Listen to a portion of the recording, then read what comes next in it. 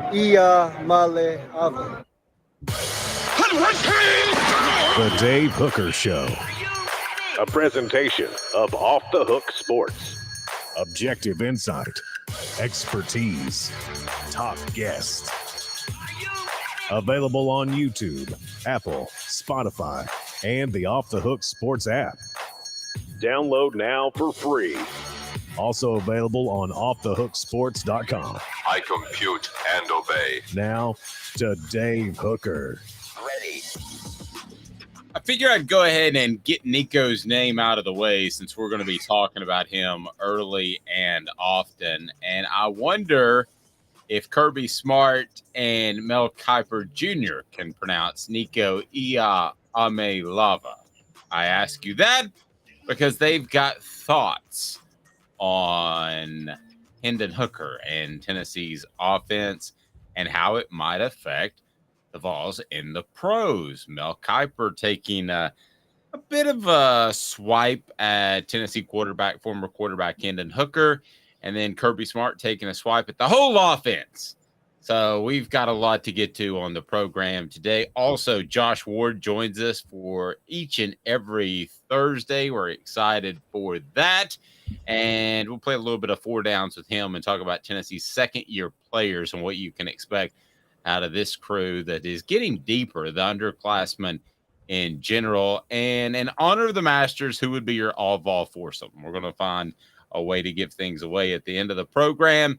And Tennessee's 2023 strength of schedule ranked near the bottom of the SEC. Good morning, Caleb Calhoun. How are you, sir? I'm doing great. I actually have a golfing type shirt on in honor of the Masters. You do? I think might be a raincoat might be appropriate for the next couple of days. Yes, that is true. I always wondered why they started these. I always wondered why they start the majors in golf in April and why they start like the stakes races for horse racing, the major ones in early May. Like you're just asking for muddy and rainy events. You guys should be doing all of these in late May into July. I would agree with that. I think that's a good point. Move it back a little bit. Now, you might have horse stroke if it gets too hot. Oh yeah, because they treat the horses so well nowadays. Yeah, horse stroke. Get it? See what I did there? All right. So I said good morning. If you're watching at different times in the evening, know that we broadcast live on YouTube each and every day at 10 a.m. Eastern. So love for you to join us if you're watching the replay. Those have been red hot, and we appreciate that. So thanks for taking a peek. Check out offthehooksports.com for the latest on the Vols. And also, you can get any of our podcasts via any podcast platform. Turn your notifications on. Like, for instance, today we're going to have Cooper Mays. We're going to have Jacob Warren. You might not know that if you didn't have your notifications on. So we get right to it, and it's time for What the H? And it's brought to you by Craft Treats. I'll tell you more about Craft Treats, the best treats for your pet, and a special promo code. What the H? What the? What was he thinking? Release the hounds. The Dave Hooker Show. Keep cool. A presentation of offthehooksports.com. Good morning to everyone on the message board. Or good evening if you're posting during a replay. I want to remind you to go to crafttreats.com. The chill pills have CBD in them, and they will help with your pet's digestive issues, arthritis issues, or even just social anxiety. They're awesome. Use a promo code Off the Hook. That's the promo code Off the Hook, and you will get 20% off, and they have other pets non-CBD as well. Crafttreats.com, crafttreats.com. Off the Hook promo code is what you need. Your thoughts on Kirby Smart as a guy who pulls strings a little bit, Caleb, because I believe Nick Saban is one of the best I've ever seen at pulling strings. Like Lou Holtz was great at poor mouthing. Nick Saban is great at pulling strings, and he gets things changed. He gets referees to up and maybe call the game a little bit differently. He gets the media to treat him the way he wants to be treated. I think he is very good at orchestrating things. How does Kirby Smart compare in that regard to, in my mind, who would be the Sith Lord Nick Saban of pulling strings. I don't think he compares at all. And that's because Nick Saban, I haven't seen Kirby Smart get anything changed on his behalf. Nick Saban, you're right, at the very least tries to, and he pretends he's doing it from a principled point of view. Now, there's two thoughts with Nick Saban. I don't blame Nick Saban for doing it. That's your job as a coach, to do whatever's best for you and the program you're running at the time. I will call it out, though, and I've always tried to call it out with Nick Saban. Kirby Smart, if we're talking about what he said yesterday, comparing Georgia's offense to what is obviously a shot at Tennessee, you ready for this? Everybody ready for this on the message boards? I don't have much of a problem with it. Well, let's get to the comment. So I think this will be the next phase in Kirby Smart's evolution as a coach. I think it will be to pull some strings. And I think when you have a couple of championships in your back pocket, you have that sort of power. I'm not sure he wielded that even last year after one championship. So here is what he had to say about offenses in the SEC and the quarterback position. You tell me if you think this is a shot at Hendon Hooker. Demeanor and communication. So, like, I can get the stats, but it's like a true quarterback is a decision maker. In our system, because some systems take all the pressure off the quarterback and they just go really fast, we don't do that. We're a quarterback-driven offense. So can you process the information? That means get the signal, get people lined up, then see what the defense is in and figure out, are we in the right situation? Which of these three choices Coach Bobo's given me am I going to utilize on this play? And then the play happens, and there might be a mistake or a breakdown, and you not go full metal jacket and have catastrophe mode and put us in a bad situation. So, decision making is the number one thing I want to see at the quarterback position. Can you make consecutive decisions over and over that don't cost our team games? Because we have enough playmakers and we have enough plays that you will make a play inevitably. Don't make a bonehead play. And that's what we're trying to avoid. Okay. So that's Kirby Smart saying this after Georgia loses Jake Merklinger. Coincidence? Maybe, but I find these comments always interesting when they come after recruiting. So there are three, I thought, main objectives, and I think he went to the microphone to pass along these objectives. I don't think that was a flippant, nonchalant comment about the speed at which some offenses run. That's a shot at Tennessee. The fact that quarterbacks have to make decisions, that's a shot at Tennessee and Hendon Hooker, because Kirby Smart is saying, listen, Jake Merklinger, who just committed to Tennessee, or any other quarterback, you want to make decisions in a pro-style attack, you come play for Mike Bobo. I know you and I would giggle at that comment, but that's essentially what he's saying. I couldn't help but laugh immediately. I know. So he's selling Mike Bobo at the end. And you said you had zero problem with this. Why? Got a question for you, Dave. Yes. Was anything he said inaccurate? Now, we believe in I listened to the clip like 10 times after our 5 a.m. production meeting. I've thought a lot about it. I think that it is pretty accurate. I do think Hendon Hooker has got to prove his ability to make decisions at the professional level to be successful. I don't think that's a given. I think Tennessee does make it easier on the quarterback because of their tempo. The one thing that I can't jive with, if he's going to sell me Bobo, is some quarterback whisperer like David Cutcliffe. So I can't jive with that. But as far as the other stuff, yes, those are shots at Tennessee. Those are shots at the way they play football. You could read this as a Georgia fan of, he's just kicking the dog while it's down. He just beat Tennessee. What does it matter? He doesn't care. He's just talking about his program. Or if you're Tennessee, you could read, there's a big orange bird in his saddle, at least got his attention. But right now, I mean, that's, to me, that sounds like Nick Saban of 15 years ago, Caleb, when he's just starting to have success and he's just starting to try to use the SEC as clay in his hands as he molds it. That sounds like the beginning of a guy that's going to try to affect the direction of the conference for years. I mean, it does. It sounds like he's trying to affect the direction of quarterbacks. And I mean, I'm going to be honest with you. I understand why Jake Merklinger committed to Tennessee and Josh Heupel, but I would have said Jake Merklinger might have been a better fit in Georgia had Todd Monken still been there. I think the whole reason he committed to Tennessee is I don't think this is the part you got right. I don't think he trusts the idea of playing for Mike Bobo. No. I'm going to be honest. That's a huge reason he committed. But Georgia's not, yes, they run a simplistic pro style, well, not simplistic. They run a pro style offense. They don't run it as simplistically as Nick Saban used to run it in the early 2010s when he had Jim McElwain, the Shark, running the offense before Lane Kiffin. It's not that simplistic. It actually is a little creative, does probably prepare quarterbacks better for the NFL. There's a reason the Ravens wanted Todd Monken. There's a reason they went after him. And I think that they do a few more things. They do kind of throw a little bit more complexities at the quarterback. They have in the past. I don't know if they will with Mike Bobo, to be fair.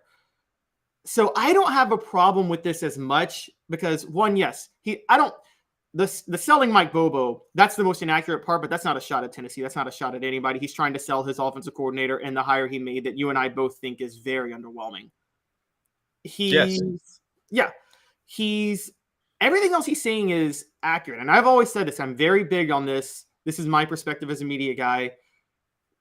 If a coach says something accurate, I'm never going to be the one who says you shouldn't say that. I'm never going to be the one because I want to hear what they have to say. I want to hear it myself. And everything Kirby Smart said is right. I actually disagree with you that I don't know if it was a shot at Tennessee's offense as much as it was just a shot at the quarterbacks in Tennessee's offense to say, look, they don't have to do a lot of work. And oh, no. See, I would disagree with you there. I think it sounds like a shot at Tennessee's offense. I think it's, we do things the old-fashioned way. The quarterback makes decisions, and they're just running fast to get people open like out in the backyard. That's the way it reads to me. It read to me where quarterbacks don't have to do anything in Tennessee's offense or don't have to do much. So there's not a lot of decision making.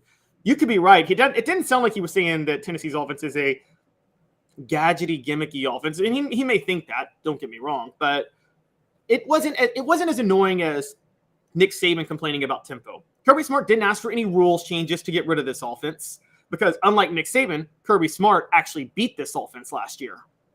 And I think that he has a little bit more credibility because of that. So, I got a lot of issues with Kirby Smart on a lot of things. I have problems with the way he's running his program right now. He's very defiant about discipline.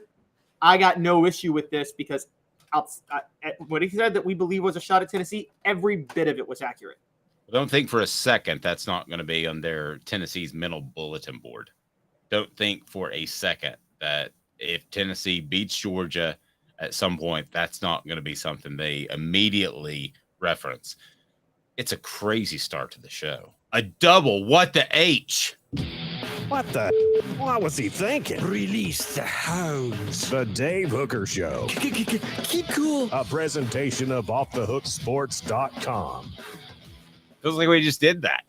ESPN's Mel Kiper said about Hendon Hooker, quote, what also bothers me, Joe Milton came in when Hooker was hurt, lit up the Clemson Tigers so that Josh Heupel quarterback-friendly offense made it possible for these numbers to be through the roof. Okay, what the H there? This What the H brought to you by Vassy Lawn and Garden. Man alive, it's worth the drive. Here's what bugs me about that statement. If you watch that game, Tennessee, either because of Clemson's coverage or because they were playing to Joe Milton's strengths, basically ran a totally different offense. And a lot of slants, a lot of stuff over the middle that I thought took Clemson by surprise. That is why I don't carry a lot of optimism. And I know people are going to call me a Milton hater from that one game, that one Clemson game. I don't carry a lot of that from Joe Milton because I think they caught Clemson a little bit by surprise by what they did. They took advantage of his strengths. Great job by the entire staff, by Milton top to bottom, but I don't think it means he's a Heisman Trophy candidate. So, listen, I watched Mel Kiper back in the day. He reminds me of the Blue Falcon, if anybody remembers that, and Dino Mutt going way back. But come on. If you watch that game, you got to realize that Clemson a little bit didn't want to be there, and Tennessee took advantage of a situation in which Joe Milton was a great fit. But that doesn't mean that they just plugged and played another quarterback. And against Vanderbilt, he was very limited with the one deep pass and a terrible rainstorm. I mean, come on, this is a little too just on the surface topical, easy thing to say for somebody like Mel Kiper. Mel Kiper exposed himself with this. I was friendly to Kirby Smart because what he said was accurate. I'm not going to be friendly to Mel Kiper because what he said is evidence that he does not watch the college football games at all. At all. This was an embarrassing quote from Mel Kiper. He should be absolutely ashamed of himself for this quote. Because feels like a leak. Feels like this is what some NFL team told him to better position themselves in the draft, is what it feels like to me. Yes, but Mel Kiper himself is a draft analyst. His whole shtick is I analyze the quarterbacks myself. I agree. You shouldn't rely on those. Don't get me wrong, but it just feels like an easy way to share some news that really isn't news. And he is embarrassing and humiliating himself by sharing that. Anybody, look, does Tennessee, let's get one thing out of the way. Does Tennessee's offense allow for quarterbacks to put up big numbers even if they're not ready for the NFL? Yes, absolutely it does. There's no debating that. If anybody thinks for a second what Tennessee did against Clemson is anywhere similar to what they did the whole season with Hendon Hooker, they weren't watching Tennessee. More importantly, you're right. Clemson didn't want to be there. If you ever analyze quarterbacks based on a bowl game, I've said this for years, you shouldn't be a scout. This is the same Mel Kiper. We're seeing now why Mel Kiper thought Jamarcus Russell was a transcendent quarterback in 2007. Remember, that was Mel Kiper who thought that, okay? He probably just saw Jamarcus Russell's stats in that Sugar Bowl against Notre Dame and thought, this guy can play, without watching any bit of Jamarcus Russell his entire college career. Mel Kiper is turning into, if he says something, even true things said by him, I start to not believe. This is the most ridiculous thing. Yeah, I hate to say this. I don't like talking about other media members. One, that's always been a policy. And number two, I mean, he's getting up there in age, but I hate to say this, but I think he's kind of lost a little bit of his edge for a couple of years. And he had a really good source with the Giants, and he broke a lot of news, and he was in tight with the Mara family. So I think that carried him for a lot of years. I'm not sure that's out there anymore. The second, what the H of the day, brought to you by Vassy Lawn and Garden. Man alive is worth the drive. Vassy Lawn and Garden has the industrial mowers, the commercial mowers. Toro, count on it. They're all right there in Cleveland. You can come from Knoxville, Nashville, or Chattanooga. You'll love it. Vassy Lawn and Garden, man alive, it's worth the drive. Hit that like button, thumbs up. We greatly appreciate that to make sure we bring in more people. If you haven't subscribed yet, what are you doing? Get on board. Mr. Jones said, these so-called experts always hop up these garbage quarterbacks. Levis and Anthony Richardson were horrible. Anyone who watched football can tell you that. Totally agree. But I think there's something else going on, Caleb.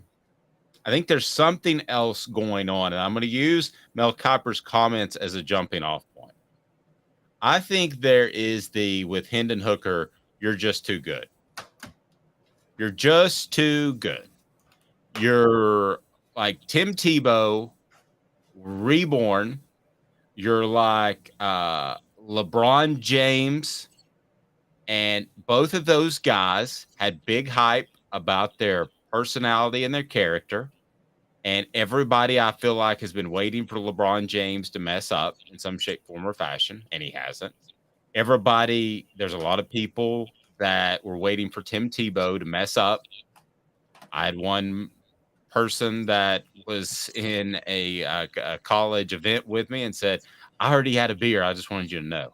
I'm like, well, big deal. He's 22 years old. I mean, so I feel like Hendon Hooker has that some of that going on, where some people view it almost, and work with me here, almost as sanctimonious, even though he's not. I think they're waiting for him to mess up because the story is too good and the character is too good. I believe people are waiting for him to mess up. I believe that firmly, just the way they were with Tim Tebow. That's possible.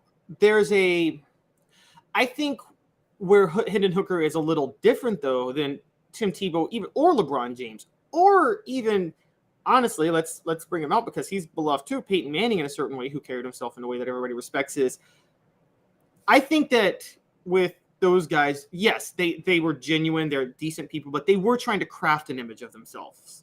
I don't think Hooker's like out here got a team around him, like thinking like every little thing I say, I got to craft this image of myself. I just think this is him. I completely agree. I think you're talking about the Kobe factor. I think Kobe tried to craft an image, and then we all know what happened or allegedly happened in Denver, and that hurt his image. I think Michael Jordan wanted the image. I look at the reason I picked out LeBron and Tim Tebow, one has been very open about his faith, one hasn't. But the reason I picked those two guys is there has been nothing off the court / field that they've done wrong to this point. They've proved to be genuine. There aren't a lot of those guys that are the mega stars, let's face it. Especially with the Masters going on and Tiger Woods there. We've seen how south things can go. I just don't think people believe it. I don't think people believe that Hendon Hooker can be that good of a quarterback, that good of a guy, and go that high when you didn't know who he was a year ago. I think that's what a lot of people think, Mel Kiper included. How could he be so off on Hendon Hooker 12 months ago? I think there's also a little bit of laziness going on, which is I think people look at Josh. Yeah. People look at Josh Heupel's offense and they see how Drew Lock didn't work out in the NFL, and they just think, oh, every quarterback's a failure in the NFL in this offense. But that's not how things work. Every quarterback was a failure that came from the air raid to the NFL until Patrick Mahomes went to the NFL. And so just because a coach in college can inflate a quarterback's stats, and you have to question how good the quarterback is, how much it's the quarterback and how much it's the coach. That doesn't mean every quarterback that plays under that coach is not cut out for the next level. It's the other way around. Every quarterback can succeed under that coach, good or bad, but that doesn't mean every quarterback is not going to succeed in the NFL. Some will, some won't. And so I think there's just a laziness that, this, Dave. How many college coaches have we covered who had great track records with college quarterbacks that failed in the NFL? And I think people just immediately lazily say, oh, if you play for this coach, that means you're not a good quarterback. No, it just means if you play for the coach, it's not going to determine, or in a system, it's not going to determine how good of a quarterback you are. That doesn't mean you're not going to be a good quarterback at the next level. And again, Patrick Mahomes. Cliff Kingsbury is a Mike Leach protege. Everybody from that offense failed in the NFL, from Tim Couch to Graham Harrell to B.J. Simmons to you name it. But then came Patrick Mahomes, and he might go down as the best quarterback of all time. Portions of the program brought to you by City Heat and Air Conditioning, cityheatingandair.com, cityheatandair.com. Integrity matters. You might not need a whole new unit when the temperatures get warm and something clunks out. They can fix that. Mr. Jones throwing a lot of heat on the message board, and these so-called experts always hype up these garbage quarterbacks. Amen to that. AR hit the ceiling at his pro day, not on purpose, just because his accuracy is horrible. I did see that. I'm not exactly sure. Lastly, Travis says, I think Hendon Hooker has two noticeable flaws. One, being middle of the field accuracy, agreed. And two, being sacked, especially the big ones. He was rattled at times and unproductive. I don't remember him getting rattled. And that was 2021 Hooker. Last year, remember, he got hurt from a sack against Florida, and the next drive, he let a go-ahead touchdown drive at the end of the half. All right, 2 minutes. We're going to get to Josh Ward right after this of the Sports Animal. He's Caleb Calhoun. I'm Dave Hooker. This is a presentation of Off the Hook Sports. Hang tight. Second-year surge players on the docket. Who makes an impact in 2023 after a strong 2022? Stay tuned. Family has been creating jewelry since 1986. Each piece unique, with a story all its own. I'm Rick Terry with Rick Terry Jewelry Designs. I'm a jeweler, and I want to be your jeweler. We're grateful that you chose us to be Knoxville's best jeweler. My family and staff look forward to serving you. So please come see us. Kingston Pike and Campbell Station Road in the heart of Farragut, and downtown on Gay Street, right next to the Tennessee Theater. Hi, Mike Davis here with City Heating and Air, reminding you to always dare to compare.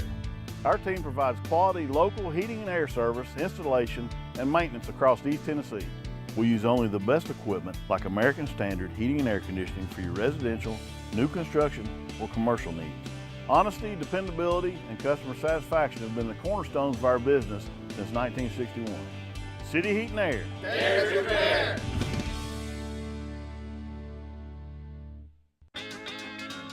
Craven Wings has the cleanest, healthiest wings in town. We pride ourselves on our slogan, always fresh, never frozen. Come try us and discover the difference yourself. New location now open at the Markets at Choto. With all that sun, sand, and salt water, the beach is a very relaxing place. Unless you wear contacts. Ow! Open your eyes to the best the beach has to offer with LASIK vision correction from Campbell Cunningham Laser Center. Do you want to own the more that owns every job? Then get to Vassy Lawn and Garden in Cleveland and get you a Toro. I'm David Vassy, here to talk to you about Toro. With a Toro Zero Turn, you'll get more out of every minute and you'll reach the finish line faster. At Vassy's, we like to say, no matter if you're mowing 3 acres a week or 11 lawns a day, homeowners and business owners alike find confidence in equipment they can trust from top to bottom. Vassy Lawn and Garden, Highway 60 North in Cleveland. Man alive, it's worth the drive.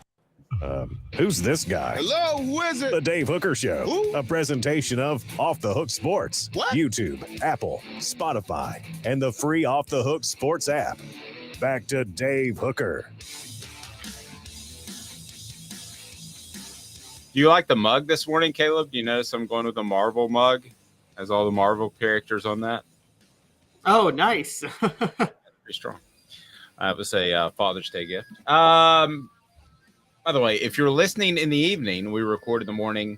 We're live in the morning, actually, 10 a.m. on our YouTube channel. Please click the thumbs up button, subscribe. Know that we have apps, and know that you can always set your notifications on for the latest from Jacob Warren and Cooper Mays today to talk about Tennessee's third week of spring football practice and get their thoughts on the scrimmage. It's Josh Ward now, brought to you in part by Zool Beer Company, the official craft beer of Off the Hook Sports. XULbeer.com. It's downtown, got parking and a great panoramic view of downtown and worldwide award-winning craft beer, which is easy to say. I got it down.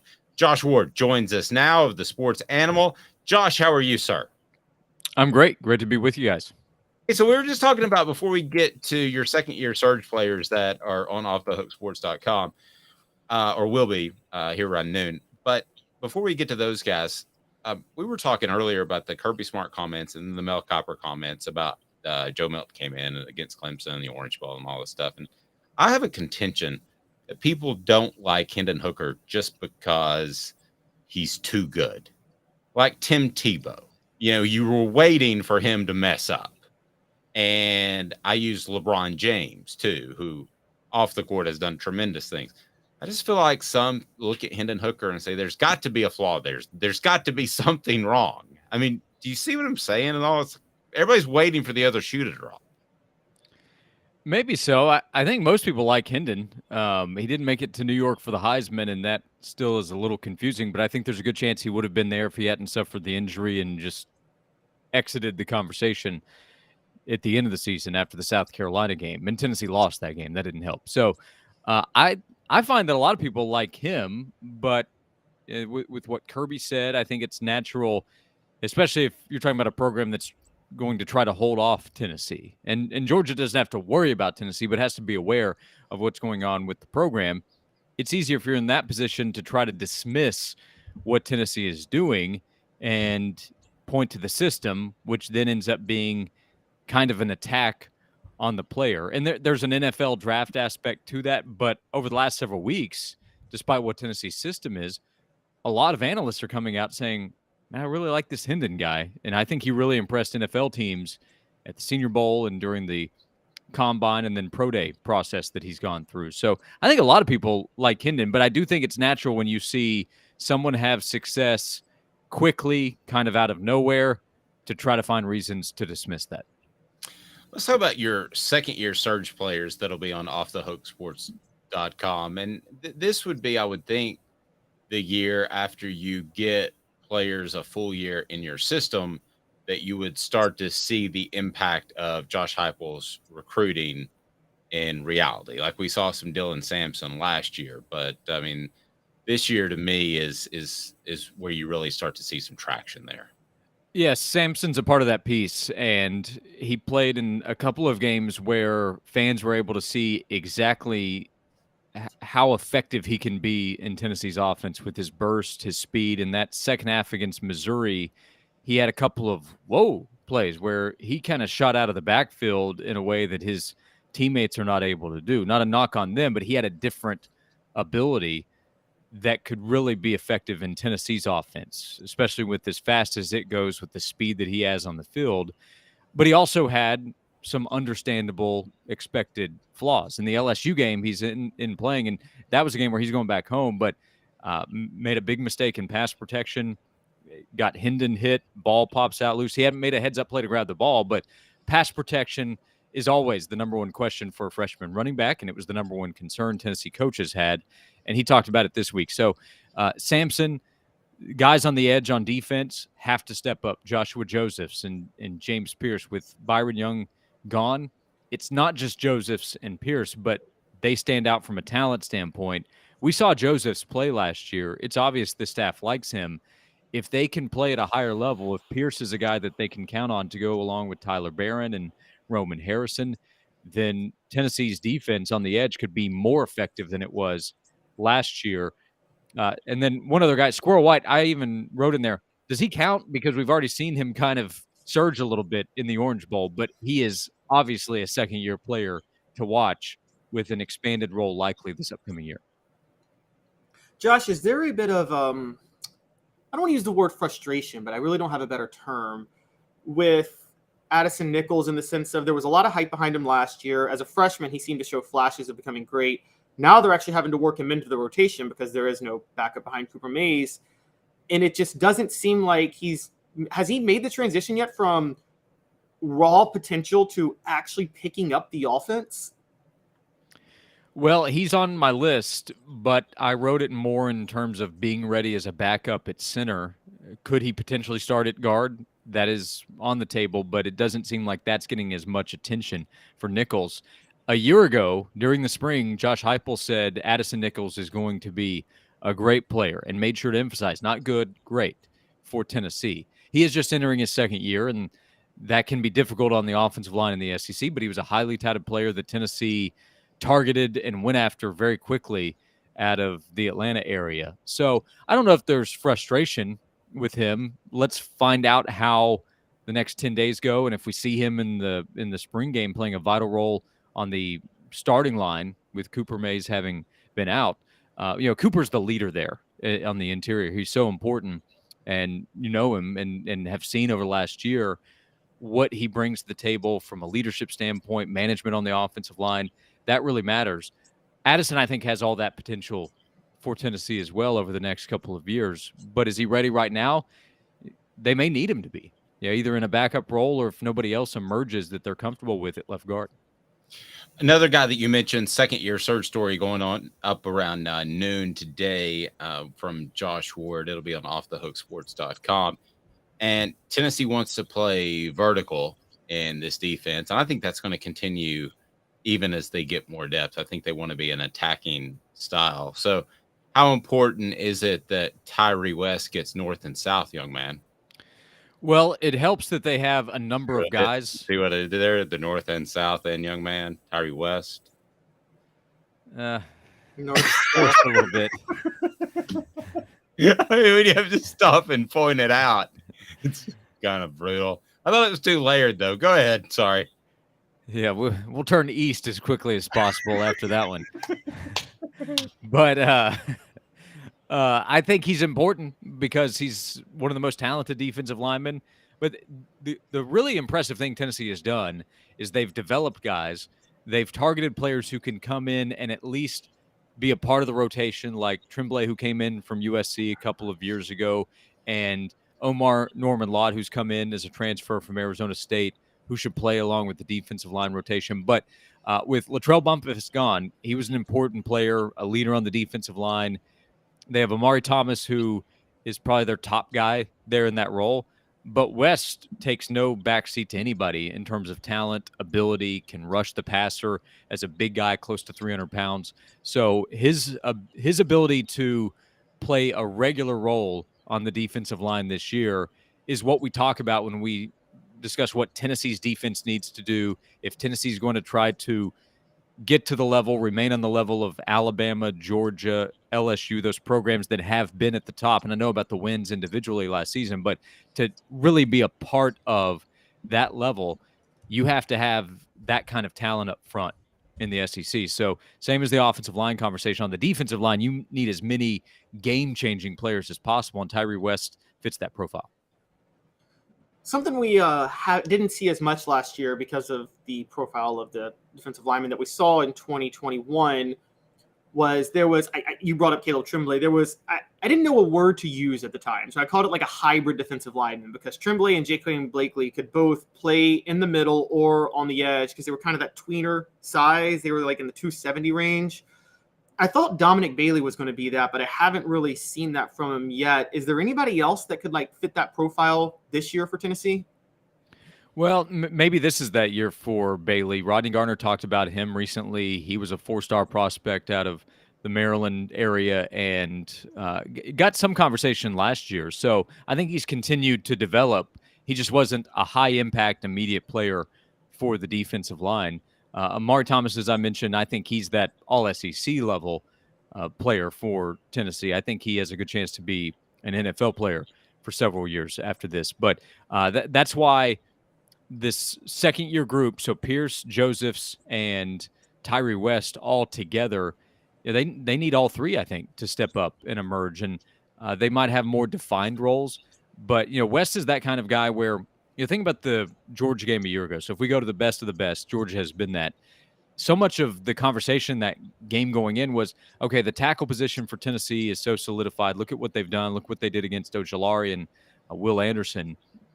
But who wrecked that game? It was Jalen Carter on the interior of the defensive line. So Tennessee needs to continue to recruit and develop guys on the edge, like Caleb Herring, who's a freshman who could contribute right away this year. He's at least competing for that chance. But on the interior, they need more guys that can be difference-making players. And I think Amari has shown that he is that for Tennessee, and Tyree West is going to have a chance to be that too. But Dominic Bailey is for sure a player that they're going to count on in the rotation. Omar Norman-Lott, who I mentioned. So the names and the number of players that they can count on is starting to add up. Think about all the different positions. Typically, when we talk about depth, we're talking about in case of injury. That's not the case on the defensive line. When we talk about depth, we're talking about guys that need to play. Great stuff on second-year surge, guys. That'll be on offthehooksports.com. We're still blowing up with the Hendon Hooker talk after we talked Kirby and Mel Kiper Jr. earlier in the program. Let me get both you guys to finish this sentence. Tennessee fans want more out of Josh Dobbs in an NFL career than any player since. I'm sorry, did I say Josh Dobbs? Hendon Hooker. I just feel like Tennessee fans really want him to succeed in the NFL the most since. And you guys fill in the blank. Would it be since Josh Dobbs? Would it be before that? I'd have to think off the top of my head, but it's more than Josh Dobbs because he went in with such a low expectation of where he was drafted. I think there was hope that he could become a starter, and he still might have a chance to be that after what we saw with the Titans. But right now, Josh is still in a backup role going back to Cleveland. But we just haven't seen it at that position. Quarterback is going to get so much more attention than any other position. I think there was excitement of what Alvin Kamara might be able to do, but he was drafted later by the Saints, but he made such a quick impact, and there's the fantasy football aspect. So Tennessee fans could vent about his lack of usage at Tennessee. They could draft him on their fantasy teams, and they could enjoy watching him make big plays. But quarterback is just different. And Tennessee, despite having a bunch of really quality quarterbacks, they haven't had that guy that went on to the next level in the NFL for fans to follow since Peyton. I mean, that's how long it's been. So could it be T. Martin, since I think a lot of people wanted him to have great success in the NFL because of what he did in 98?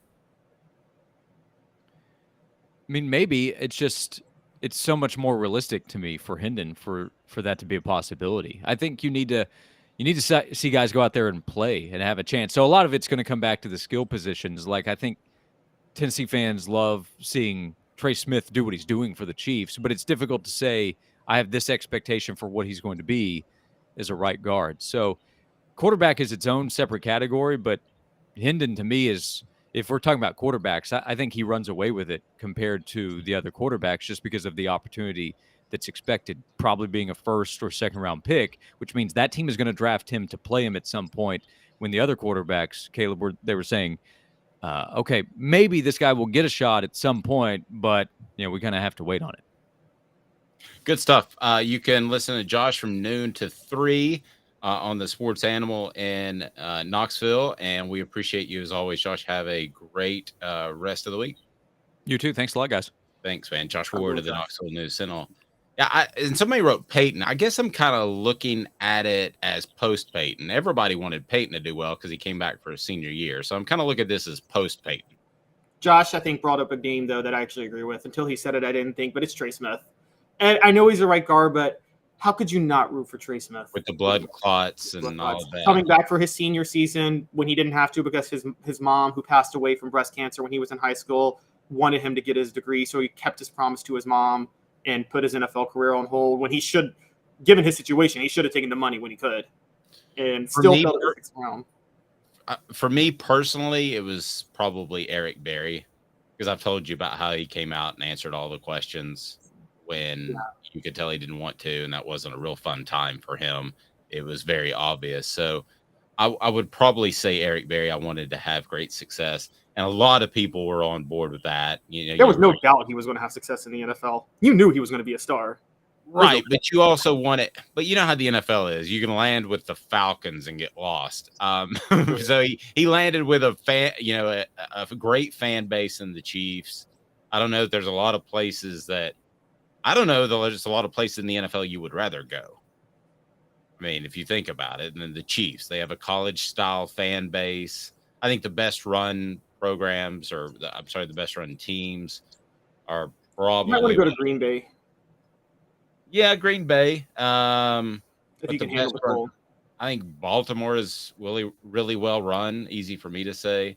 I do like how the Rams loaded up, but I mean, you can just go to the NFL and get shuffled around for so long, and for him to go to the Chiefs, I thought was super cool. Mr. Jones, yes, I was going to say, if you want to develop some mental toughness, man, go to Philly. I don't like anything about Philly. Mr. Jones said, when you do the unexpected and come to a rise from the depths, Hooker shocked the world. He did, and I think he's very well could continue to do so. Travis Smith says, we know that Eric Berry and Trey would do great things. We didn't know. Well, we didn't know Trey Smith would, because I thought the blood clot thing issue could unfortunately creep up again. Yeah, and he fell to the sixth round. Yeah. So, and I don't ever know. I mean, I think, but there's very few players that I ever say I know. Eric Berry would have been one of them. Of the half a dozen players, I thought he's solid. He's going to be great as long as he doesn't get hurt. I always use that caveat. He's going to be very good for you. So, in honor of the Masters, who would be your all-ball foursome? Also, Tennessee's 2023 strength of schedule ain't great, and that's good news for the Vols. Hang tight with me for 2 minutes, and we'll be back, and we'll tell you why this Tennessee football schedule is one to be had for Tennessee and could lead to some big-time things in 2023. He's Caleb Calhoun. I'm Dave Hooker, Off the Hook Sports. And Craving Wings South North Shore location, where we've heard people say that you can get the best wings in East Tennessee. Pero ¿quién es este? El número 87, Jacob Warren. I'll just do 6 of my sauce 87, please. Imposible, señorita. Dale 6 más. Look at these wings. Perfectas, deliciosas, fantásticas. Man, I don't know what you're saying, but it sounds awesome. How do you say fresh, never frozen in Spanish? Frescas, nunca congeladas. Make your way to Craving Wings and get you 6 más. But what was funny about Kate is we were a full continuum of care at that time. We had detox, we had inpatient, we had outpatient. So we were doing a lot of the things that we do now. But now we just do them so much better. It's really a simple program, but we're complicated people. I am what I am, and now I got to do something about it. You can take your life back. Call Cadis today. Got cataracts? We can fix that. Never miss another moment. With a little help from Doctors Campbell, Cunningham, Taylor, and Hahn at cctis.com. Do you want to own the more that owns every job? Then get to Vassey Lawn and Garden in Cleveland and get you a Toro. I'm David Vassey, here to talk to you about Toro. With a Toro Zero Turn, you'll get more out of every minute and you'll reach the finish line faster. At Vassey's, we like to say, no matter if you're mowing 3 acres a week or 11 lawns a day, homeowners and business owners alike find confidence in equipment they can trust from top to bottom. Vassey Lawn and Garden, Highway 60 North in Cleveland. Man alive, it's worth the drive. Our family has been creating jewelry since 1986, each piece unique with a story all its own. I'm Rick Terry with Rick Terry Jewelry Designs. I'm a jeweler, and I want to be your jeweler. We're grateful that you chose us to be Knoxville's best jeweler. My family and staff look forward to serving you. So please come see us. Kingston Pike and Campbell Station Road in the heart of Farragut, and downtown on Gay Street, right next to the Tennessee Theater. A college football tradition like no other. Yes, sirree, boys and girls. Or a guy that just won't leave. Wow, that is sad. The Dave Hooker Show. YouTube, Apple, Spotify, and the free Off the Hook Sports app. A presentation of Off the Hook Sports. Back to Dave Hooker. Let's get right to it. Remind you, the app is available. Download now. Also, make sure your notifications are on. Click that thumbs up button on the YouTube channel. Notifications are important. We'll have Cooper Mays and Jacob Warren today. We look forward to that as always. And I want to work in a special edition of Four Downs as we're going to talk about Tennessee's football schedule upcoming and how it ain't that tough, which is good news for the Vols. But first, I took a deep dive into Tennessee's secondary yesterday, and that is on offthehooksports.com. So let's talk a little spring practice with Four Downs, brought to you by Andy Mason, realestate.com. Four Downs. 4 questions. 4 answers. The Dave Hooker Show. Four Downs. A presentation of offthehooksports.com. So breaking down Tennessee's secondary a little bit, you can check that out on offthehooksports.com. And there's actually competition. Willie Martinez, Tennessee's defensive backs coach, pointed that out. They've had injuries previously in spring camp. They've, of course, had transfer issues that have hurt them on defense after the change from Jeremy Pruitt to Josh Heupel. But this is a deeper group. Actually, 5 incoming players that were midterm enrollees, all competing for jobs. So the fact that this is a deeper group, first down, Caleb Calhoun, how encouraging is that for the Vols this upcoming season in 2023? So it's deeper, but we are talking about 5 guys that are midterm enrollees, and they're about true freshmen, essentially. I do think that's encouraging. There are quite a few true freshmen that have raw talent, but you're the one who taught me that, because I did not know that cornerback is one of the few positions where you can just plug somebody in, because not plug somebody in where you don't have to learn a lot to step into the role. And so I do think that's encouraging with more depth. It makes it more likely you'll find somebody special. It kind of reminds me of, and I want to know your thoughts on this. Not the same scale for it. People do not say I'm accusing this of being anything like 1998. But 1998 lost a lot more key. There were a lot of key stars lost from 97. But 98 was actually a lot deeper of a team than 97, if you go back and think about it, because that 97 recruiting class was more experienced by then. And you could say that with the secondary. I thought the 99 team was actually better than the 98 teim. Yes, the 99 I think team. the 90. You could argue the 97 and 99 team were both better than the 1998. But 97 lost. 98 was deeper than a lot of those teams. 97 and 99 probably had more stars, but I think 98 wasn't as deep as 99. I'll take that back. It was deeper than 97, though. 97 was more star-driven. So you had Peyton Manning, Marcus Nash, those guys, but you didn't have as many. It didn't seem like the roster could go 2 deep, 3 deep everywhere like it could in 98. Well, let's get to those freshmen that you mentioned. Second down, Christian Conyer, Ricky Gibson, Jack Luttrell, Jordan Matthews, and John Slaughter are the midterm enrollees that are participating, and they're the ones that Willie Martinez wanted to talk about. So out of that group, who do you think has the biggest upside? It's either Ricky Gibson or Jordan Matthews. I think I'm leaning on Ricky Gibson. Not sure how they're describing them in practice between the two of them, but it's one of those two. I think one of them will maybe become a star pretty quickly. I'm actually pretty high on one of them. Okay, and then third down, Gabe Judy Lawley, is he perhaps the transfer that we've overlooked because he was at BYU and Vanderbilt. That's not a great, monstrous football pedigree. However, here's a guy I was really taken aback by his press conference poise and saying, I'm just here to help where I can. He's played safety and corner. I think he may not even be a starter in the fall, Caleb, but he will be the first guy off the bench at a number of positions and will play a lot. I think that is, and Tennessee had issues in terms of injuries last year. I think that's been overlooked. I like the Gabe Judy Lawley pick up a lot after listening to his comments and talking to some people about him yesterday. Yeah, here are two takeaways with Gabe Judy Lawley that I'm kind of intrigued by. One, they trotted him out yesterday or 2 days ago, and Willie Martinez talked about him extensively, which you wrote about. I feel like you're not doing that unless you see a lot of potential in the guy. Two, more importantly, one of the most underrated losses for Tennessee last year that they had to replace, we knew they had to replace Alontae Taylor at cornerback, but replacing Theo Jackson at nickel was a huge deal. Nickel was awful last year. I think Tamarion McDonald, didn't he hold down the fort most of the year, and he struggled severely.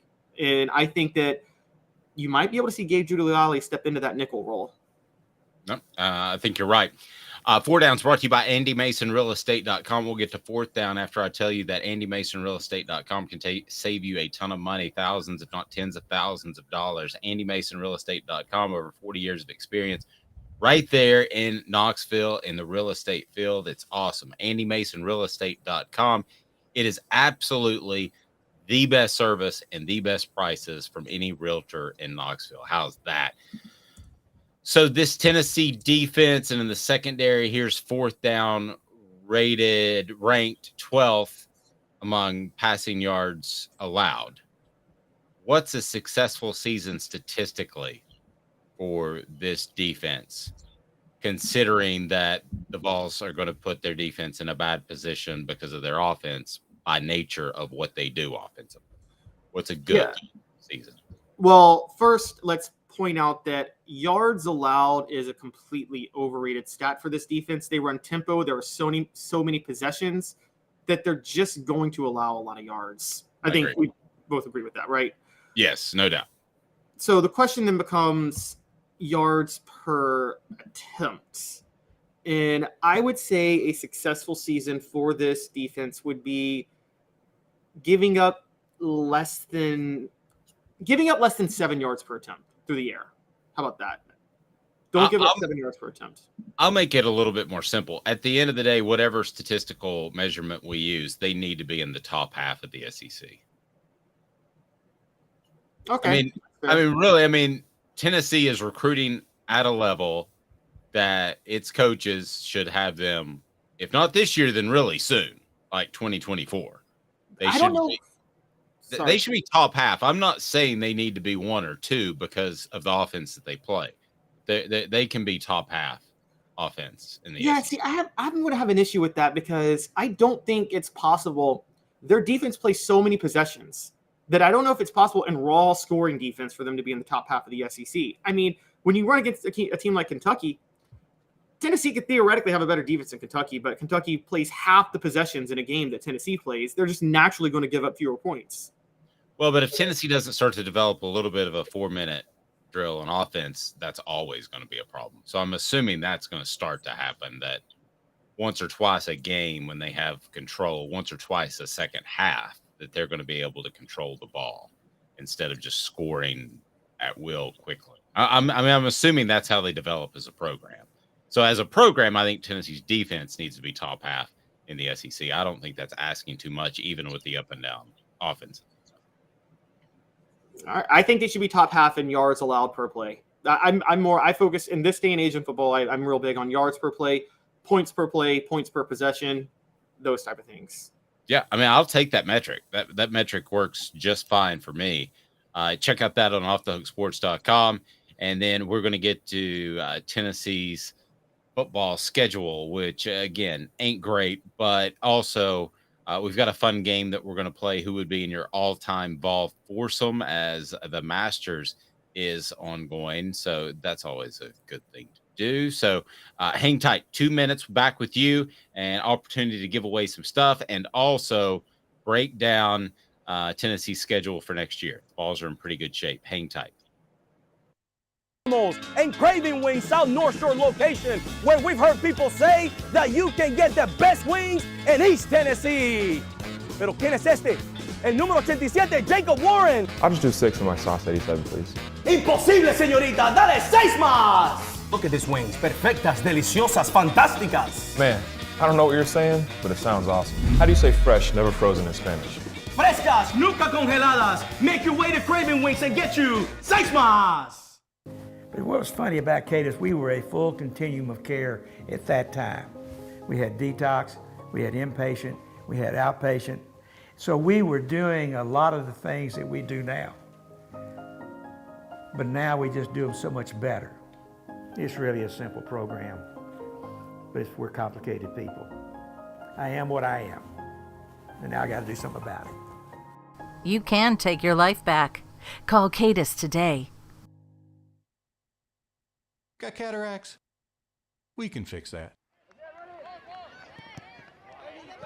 Never miss another moment. With a little help from Doctors Campbell, Cunningham, Taylor, and Hahn at cctis.com. Do you want to own the more that owns every job? Then get to Vassey Lawn and Garden in Cleveland and get you a Toro. I'm David Vassey, here to talk to you about Toro. With a Toro Zero Turn, you'll get more out of every minute and you'll reach the finish line faster. At Vassey's, we like to say, no matter if you're mowing 3 acres a week or 11 lawns a day, homeowners and business owners alike find confidence in equipment they can trust from top to bottom. Vassey Lawn and Garden, Highway 60 North in Cleveland. Man alive, it's worth the drive. Our family has been creating jewelry since 1986, each piece unique with a story all its own. I'm Rick Terry with Rick Terry Jewelry Designs. I'm a jeweler, and I want to be your jeweler. We're grateful that you chose us to be Knoxville's best jeweler. My family and staff look forward to serving you. So please come see us. Kingston Pike and Campbell Station Road in the heart of Farragut and downtown on Gay Street, right next to the Tennessee Theater. Who's this guy? Hello, wizard. The Dave Hooker Show, Who? a presentation of Off the Hook Sports, What? YouTube, Apple, Spotify, and the free Off the Hook Sports app. Back to Dave Hooker. We all knew it, but College Football News put it in print or online. Tennessee's 2023 strength of schedule in football ain't real good. Caleb Calhoun, where does it fall as we take a peek into 2023, brought to you by Campbell, Cunningham, Taylor, and Hahn? It falls 11th in the SEC, which you have to love if you're Tennessee. And a big part of this is let's call it what it is, abysmal non-conference schedule. When Virginia is your toughest team, you got to love that if you're Tennessee. You guys cannot, you can't, if you're a Tennessee fan, you can't be happier about that. For the last year, okay? After that, Tennessee needs to schedule some big boys. The fans pay too much. They deserve to see quality opponents, and you can make a 12-team playoff even with a couple of losses. So this is it. You need to see Notre Dame coming back into Neyland Stadium. You need to see big-time programs coming into Neyland Stadium, and that's what the fans deserve. The fans don't deserve Virginia and Nashville, Austin Peay at home, University of Texas San Antonio at home, and then UConn at home. Those are not cool, fun games. So, yes, you're right. The schedule is easy. Tennessee should win a minimum of 9 games with this schedule, and it works out well in the growth and transformation of this program. But if it goes beyond this year, I'm going to get on my high horse and stand up for Tennessee fans that dole out thousands of dollars to go to games and have to go see UConn. Let's be fair for a second here. There's 2 ways to measure schedule. There's the power teams you play, and you're right, Tennessee gets a couple of breaks because they're getting Virginia as their power program, which is hilarious because that's really funny to say out loud. But more importantly, their SEC West foe on the rotational scale this year is Texas A&M, and I think you and I both agree the bottom is about to completely collapse under Texas A&M. Yes. There's another layer when you judge these schedules, though, which is how good are those group of 5 games they play. Austin P, those type of games, you're always going to get one of those on the schedule every year. You're always going to get an FCS game. I'm fine with 2 of those. Oh, okay. All right. Well, they're always going to do one, and then you usually play 1 FCS, 1 Power 5, and then 2 group of 5. The 2 group of 5 Tennessee plays, here's an underrated part, maybe the toughest 2 group of 5 foes anybody in the SEC plays this year. Texas San Antonio, back-to-back Conference USA champions. They were 10-0, 11-0 a couple of years ago, and trying to jockey for a college football playoff that they had no business getting in. But pretty good for that level. UConn just went 6-6 and 6-7, made a bowl in Jim Mora Jr.'s first year there. There is a strong belief they could take that major second-year leap as a smaller program under Jim Mora Jr. in 2023. So 2 decent group of 5 schools. Tennessee's going to beat them both. I'm just saying. Yeah. Think of 2000 Southern Miss. Remember that one? Yes. It's like that. Or I think of 2005 Marshall, Stan Hill. Remember him? 2003 Marshall. The 2003 was it 03 Marshall or 06 Marshall? They played Marshall twice. And Stan Hill, if he doesn't turn his ankle, they pull the upset. I thought it was. Was that the one where they got locked in a shootout and Marshall was keeping pace with them for a while?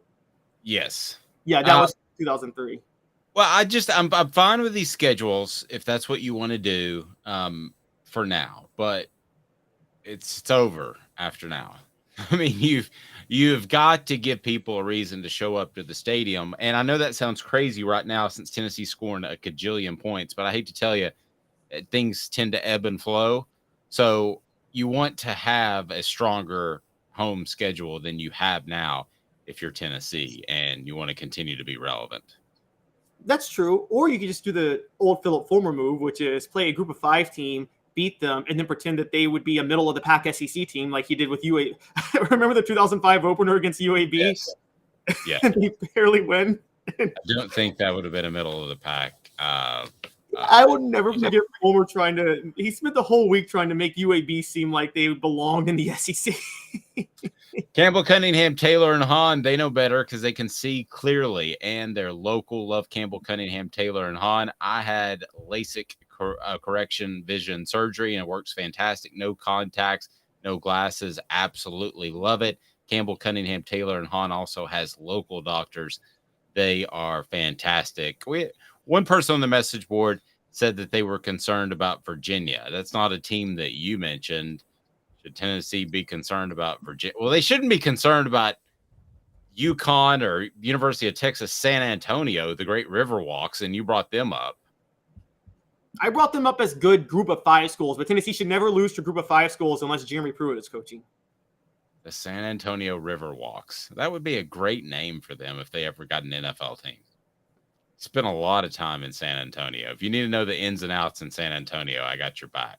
I've been there twice. It's a nice city. I do love San Antonio. Nietieta is the best Mexican restaurant, but I'm not worried about them coming to Knoxville and beating Tennessee. So when you look at the schedule, anything short of and we're not getting caught up with ourselves because Tennessee won 11 last year, but anything short of 9 wins in the regular season would be a disappointment. Huge disappointment. Let the expectations begin. This is a schedule of, this is probably one of the reasons you were right to turn on Dooley and he should have been fired, because even though the SEC schedule was brutal in 2011 and 2012, their non-conference schedule was awful. Remember when their Power 5 team they played one year was Butch Jones and Cincinnati, and that was a Big East team? And yes. How did Cincinnati do in that game? They got draxed, if I remember. Didn't they? Well, the bottom line is, if you want to schedule a program, the worst type of team you could schedule is the Cincinnati. You either want the big name, right, or you want the easy win. And and one of the easy wins, here's how I would formulate it. So how many out-of-conference opponents are we going to have in this new expanded SEC? We don't know. They haven't. They don't know if they're going to do a 7-1 or a 6-3, where you play 1 permanent team and rotate 7, or 3 permanent teams and rotate 6. So it's either going to be 8 or 9. We're not okay. sure. So let's say I got 9. All right. Let's say there's 9 conference games. This is pretty simple. An in-state school to keep the money in state, a big name opponent home and home, and another So by tough, this is what I mean by tough. One tough game, another team you can beat easily. That will help you. That will help you in recruiting. That's what I mean by tough. That's not tough. But the one tough would be Notre Dame. Oregon pops into my mind. UCLA. I'm not talking about their standard of football right now. I'm talking about their tradition over decades of being a stable, good program. Not University of Texas San Antonio. Yeah, well, you're still going to get the Texas. You're still going to get those Group of 5 games, but you're Right. And I'm not just ripping on UTSA, but I just listen. You need to bring in a quality opponent every other year. Texas San Antonio is the best team from Texas. Tennessee is going to play this year. You heard it here first. No, that's not true. Texas It A&M is. will be better. No, than that. no. I would bet on Texas San Antonio to beat Texas A&M this year. Texas A&M, the No. bottom is falling out. I am telling you. I'm calling like 3-9 this year. They're gonna start ugly, kind of in the middle of the pack rebound, and then just collapse down the stretch. It's gonna be like what happened to Alabama in 2000. The toughest schedule, by the way, goes to Caleb. The toughest schedule goes to Alabama, which fuels my point that they're having a rebuilding year, guys. This is going to be Nick Saban's worst team in 13 years. Well, see, here's what I understand about Alabama. They play Middle Tennessee at home. Oh. Yeah. And then they play at USF. Who scheduled that? And, if you look at their non-conference games, my goodness. Chattanooga, they host Chattanooga. I mean, why are you going to USF? I mean, I don't understand why these athletic directors can't schedule any better. Florida would be second, but Florida has a challenge traveling to Utah. Then they have McNeese State before Tennessee. The third toughest schedule is Missouri. So, Eli, if there's anything you would like to say as the head coach at Missouri, I would go ahead and say it now. Vanderbilt USF has a head coach who just beat Nick Saban, who came from Tennessee. What was that again? I said USF just has a head coach who just beat Nick Saban and came from Tennessee. That's very true. That's very true. How does USF, a road game, how does that get on the schedule? Who stands up and suggests that for Alabama, and all of the associate ADs say, yeah, great idea? Yeah, I have no idea. I don't know where that came from. How does that? It almost looks like a typo. Vanderbilt has the fourth toughest schedule, so bad news for them. Ole Miss has the fifth toughest schedule, so bad news for Lane. I'll run down the rest of these. LSU in at 6, South Carolina at 7, Mississippi State 8, Auburn at 9, Kentucky at 10, Tennessee at 11. So behind the Vols, toughest schedule this year, according to College Football News, Texas A&M and Georgia. Actually, the next easiest schedule, and then the last is Arkansas, which is good news for Sam Pittman that everybody seems to love just because he worked so hard to be a head coach for so long. Everybody loves some Sam Pittman right up until he gets fired at some point. That is true. I'm looking at you have ESPN loving on Sam Pittman until the point that Chris Lowe breaks the fact that he just got fired. Texas A&M is going to lose to every Power 5 team they play this year. Their wins are New Mexico, Louisiana Monroe, and Abilene Christian. You were just throwing out predictions left and right. I feel as if I should stop you. I think they would be able to beat Mississippi State because tragically Mississippi State's going to go through a rough year this year. I think we all agree. I hate what happened, but they are. But Texas A&M gets Mississippi State in November. They will have already quit on the season and Jimbo Fisher by that point. Jimbo Fisher may have already been fired by then. So, yes, Jimbo Fisher is not. I don't know how long he'll be around, but I don't think it'll be till December. If you gave me November 31st as the over/under, I would take the under. All right, we're going to try something neat. I don't know if this is going to work out or not. So we have a vast array. We have a new partnership with our friends at Craven Wings. We have gift certificates to Craven Wings. We also, hey, Rebecca, I can send you another T-shirt. We also, Caleb is just on it. I love his enthusiasm. Love you, Rebecca. Yes, no doubt. All right. And then, so what we're going to do, how long does it take you to flip around the magic YouTube video to the front page here, to the YouTube front page? because we're going to try something. Because here's what happens. We lose all the comments. But what I want to do is I want to give something away. So work with me here. We're workshopping on the air. How long does it take you to flip it around and get it on the front of the YouTube page? Get this on the front of the YouTube page or on the Yes. front of the website? The front of the YouTube page. Just like seconds, right? Yeah, just seconds. Okay. So in seconds, I need you to go to this show. What will it be headlined, Caleb? Tennessee football status of all D-backs. It'll be status of Tennessee football DBs in spring practice, Vols 2023 strength of schedule. Okay. So what I want everybody to do, and tell a friend, because I'm going to pick a random winner. Caleb's going to flip the show, get it on YouTube. You comment on there who would be in your Masters foursome. Now, Travis, you gave us 4 players, so that would be a fivesome. Okay. So you're one of the players. But you're all Vol foursome in honor of the Masters. That's what I want you to do, is I want you to put that as soon as we flip it. So we're going to flip it here in just a second. You'll be able to comment. I don't know if this is going to work or not, but I think it will, because we're not able to get the comments that are during the show after the show. Blame YouTube. What are we doing? All right. So who would be in your Vol foursome, alive or dead? For some reason, Mr. Jones says golf or sex. Okay, well, I never golfed correctly then. All right. So, all right. Sorry. All right. Because if you're choosing between the two, I'm much better at one. All right. So, who's one? I'm not going to, well, I don't play golf. Who's in your Vol foursome? Okay. All right. So, my Vols foursome, is it who I'd want to hang out with or who I think is just the greatest legends? Like, yes, it's who you want to hang out with and who you don't want to overthink it. I'm going to go with Doug Atkins, Reggie White, Al Wilson, my all defensive Vol trio. I don't need a religious lecture from Reggie White. I don't want him. Take one. I don't need to pray before I golf. I hit every golf ball. So I'm gonna go, and I don't need all the cussing that Al Wilson's gonna do. Okay, Doug Atkins could blow Al Wilson away cursing wise. I don't need either of them. Then, yeah, I don't need those two. I don't need to be golfing Al Wilson. Like, come on, effing, come on. Yeah, but that's what I like about it is Reggie might be offended and try to. Oh, this would be great. Al Wilson cussing out Reggie White. Yeah. And, even though I think they're both Christian, Reggie could testify to Doug or Al about how cursing isn't correct. I think I'm onto something here. And then Doug and Al would respond, oh, I'd have my phone ready for World Star Hip Hop, like ready for the fight to break out. All right. So in honor the Masters, give me yours real quick. Okay. I'm going to go Rick Barnes. Rick Barnes. Derek Dooley, obviously.